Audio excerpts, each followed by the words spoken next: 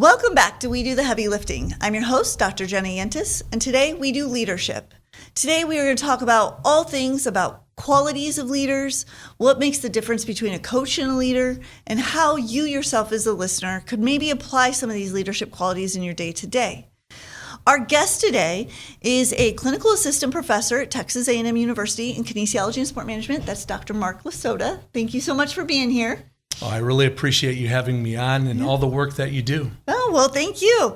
Now, you have a background in exercise science, but you're in sport management. You went to Ball State University where you played football. Mm-hmm. In addition to that, lately, you have been a published author, a motivational speaker, an entrepreneur. I'm missing several things. What else did Willing list for me here? You've provided leadership and performance consulting to companies and sport organizations.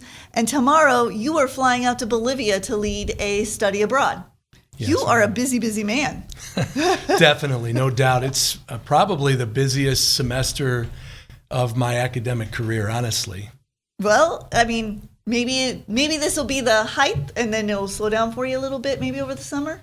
Maybe. Yeah, I like to get off the plane running in everything I do, but I'm very grateful to be part of all the initiatives that I'm part of. So that's awesome. Well, let me just dig into it and ask you, in your own words, what does it mean to be a leader? Well, great question, an important one. Really, a leader starts with vision. So being a visionary and formulating a plan, and then ultimately getting other people to buy into that plan. So how do you steer a group of people toward a common goal? How do you keep them together through the trials and tribulations and challenges of life or that particular endeavor that you're facing? Great leaders not only have vision and foresight, but they're authentic people. They're committed to what they're doing. They're passionate. They have a certain drive and determination. They're looking ahead at 5 steps ahead in what's going on and where they want to take that organization or team. And then ultimately finding a way to motivate other people and inspire others. Leaders can build team cohesion, and ultimately they have to make difficult decisions, and they have to live with the consequences of those decisions. But they're making decisions in the best interest of the people that they're responsible for.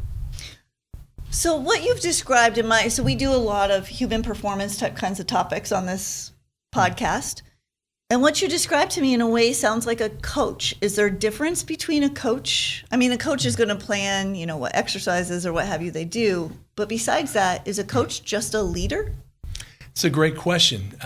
Usually leadership is more focused on the organization, the organizational goals. Coach is a lot more individualized, one-on-one mentoring, for example. The leader really sets the tone for the organization, helps build the culture, puts a lot of the principles, ethical codes in place. A manager carries out those processes, and a coach, I think, is really somebody who dedicates their time on a daily basis to help develop a person, whether it's skill set on the field or a person in terms of holistically, right? Personal growth, professional development. But a leader and a coach are often used synonymously, and they do both. It's like a leader and a manager. A strong leader could have managerial skills, and a strong manager can have leadership skills. But really what sets a leader apart is the focus on the long-term direction of that organization. Well, I thank you for those distinctions because that has helped me quite a bit. Now, you teach leadership and sport management. What is a topic in that class that you feel makes the light bulbs go off for your students? Is there a certain lecture that you give or a topic that you go over that those students really just kind of fire up about? I have this philosophy with teaching, and I've been doing it, close to 2 decades at university level. My philosophy is try to make every class my masterpiece. And when I come into work, I love my students. I love working with them. I try to make every topic as interesting as possible. Certainly there are ones like emotional intelligence, which is an important one for leaders. How do you build or facilitate a great, positive, strong culture is another one that I love talking about. Not only do I cover a lot of the traits and characteristics that you have to have as a leader, but also try to convey to our students how they can use a lot of these principles in day-to-day operations in the sport field, right? Depending on what direction they go with their careers. Because my job, I feel, is to help students be able to ultimately land the job that they aspire to land, and then perform really well at it. And they will be put in roles where they'll have to exhibit leadership skills, day-to-day basis. And so I would say I enjoy leadership, all topics leadership, but also international leadership, something very important to me, coming from an immigrant home, and I think knowing how to navigate through borders and be able to communicate effectively with others from different countries is very interesting as well. Well, I would think all of those things are very important, but I also see the connection to being international leadership. America, or United States of America, is a melting pot. We all came from, most of us, I should say, the majority of us came from somewhere else. And teams are always made up of individuals from all over. So you do a lot of consulting with companies, with sport organizations. You've probably seen a few bad leaders in your time. Is there a common theme there with bad leaders? Is there a quality that tends to run common, or do they all have a different quality that makes them a bad leader? Yeah, that's a great question, because sometimes we think leadership's all good, right? And certainly there's a need. Research shows there's a need for effective leaders in society as a whole, from a macro level, and also in sports, certainly. One poor quality is not being able to relate to others, right? Because we are in a world where we have to be able to adapt. Things are changing so quickly. And as a leader, you have to have the instincts and spend the time really with people on a regular basis to better understand their needs. You're working with younger demographics often, right, as a leader. And so I think people who adapt poorly to change is one. Also, when it becomes more about that leader rather than the group that they're responsible for. So the ego being a big part of it.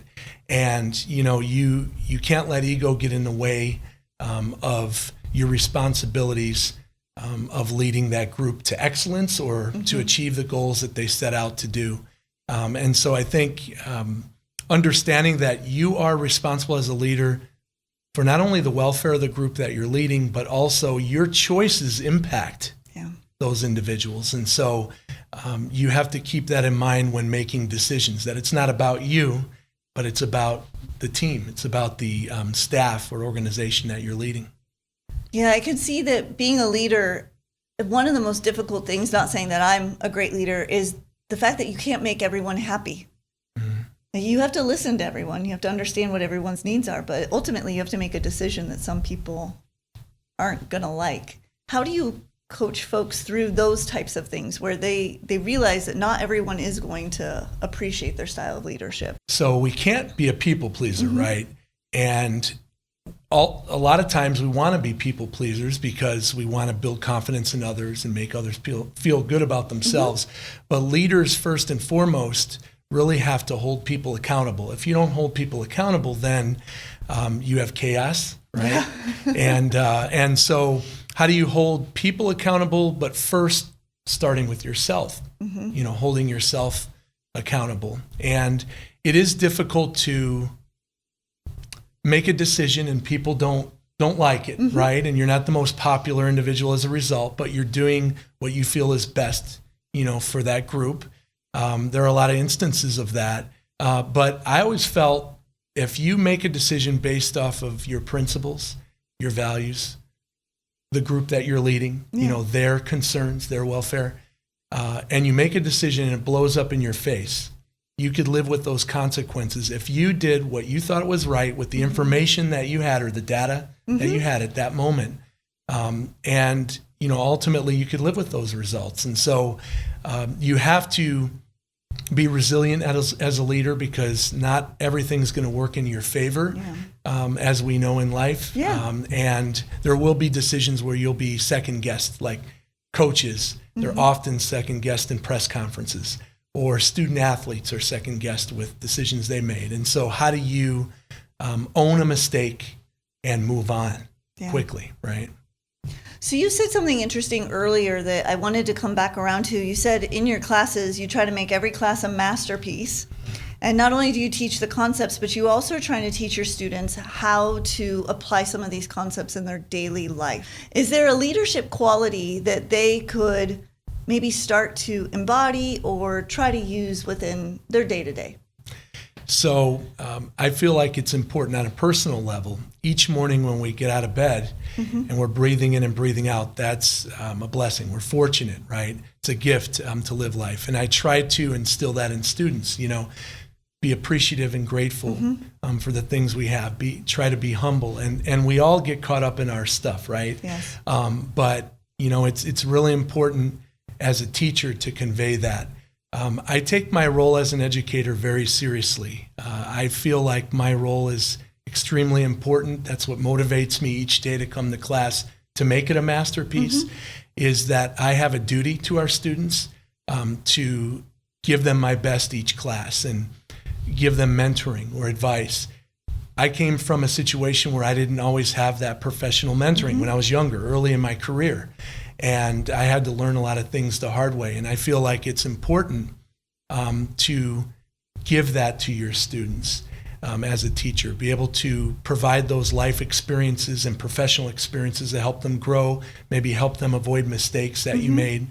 And so that's part of leadership too, is mentoring and being able to really help develop that person holistically. Yeah. So one of our previous podcast guests, Roderick World Harris Jr., and if you haven't listened to the episode, we will link it in the show notes so that you can make sure you listen to Roderick's podcast as well.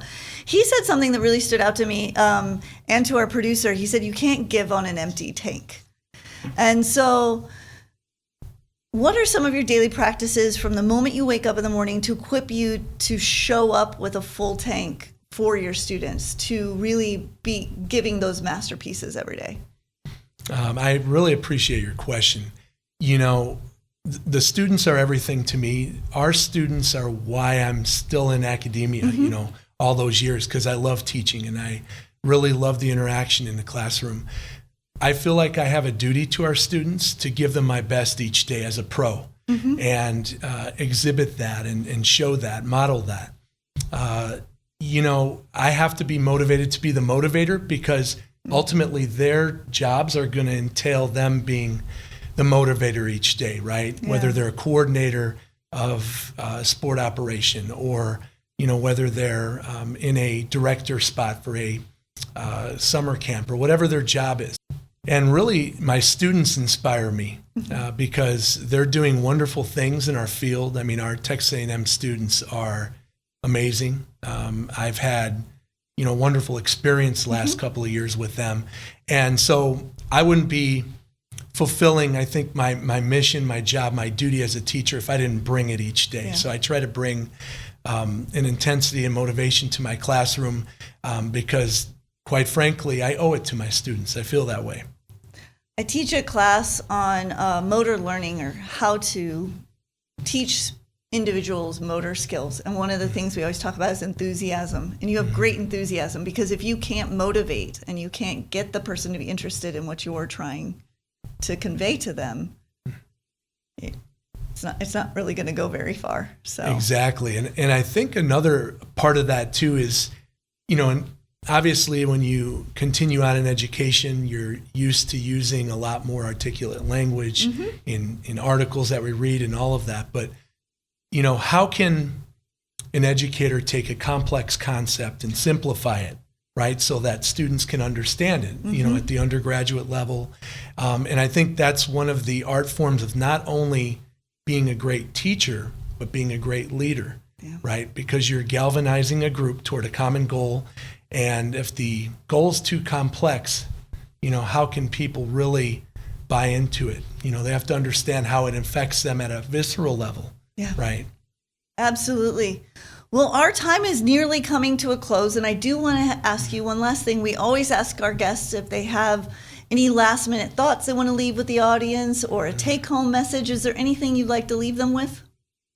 Yeah, so I just would like to say, to my students, I think you're doing a wonderful job in our program. You have my full support, and continue to make us Aggies proud and go on and achieve greatness in our field. There's quite the love for Aggies. I love that. Well, thank you so much, Dr. Lasota, for being here with us today. And I thank our audience for joining us today. As always, if you have any topics that you'd like us to cover or comments about the episode, please feel free to drop us a line at huffines@tamu.edu. And as always, stay healthy. Got a fist bump here. There we go.